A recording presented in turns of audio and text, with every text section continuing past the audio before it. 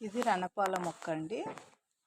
చక్కగా మంచి ఆయుర్వేదంగా ఆరోగ్యాన్ని ఇచ్చే మొక్క. ఈ ఆకులు చూడండి ఎంత పెద్దగా ఉన్నాయో. ఇంకా ఒక 2-3 మొక్కలు కూడా ఉన్నాయి.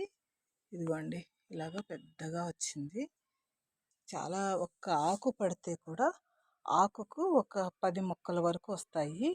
ఈ ఆకుల్ని బాగా నూరుకొని రసం తీసి ఆ రసాన్ని యూస్ చేస్తే మనకు కిడ్నీలో స్టోన్స్ పోతాయండి.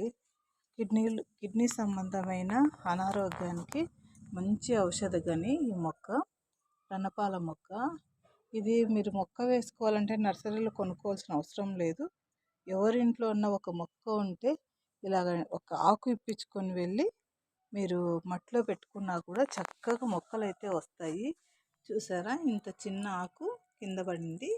ఈ చిన్న ఆకుకు మరలా 2 మొక్కలు అయితే వచ్చినాయి. రూట్స్ కూడా వచ్చేసినాయి చూడండి. ఇలాగ ఒక ఆకును తీసుకెళ్ళి మీరు ఇంట్లో పెట్టుకున్న కుండీలో వేసుకున్న చక్కగా రణపాల మొక్కనైతే పెంచుకోవచ్చు.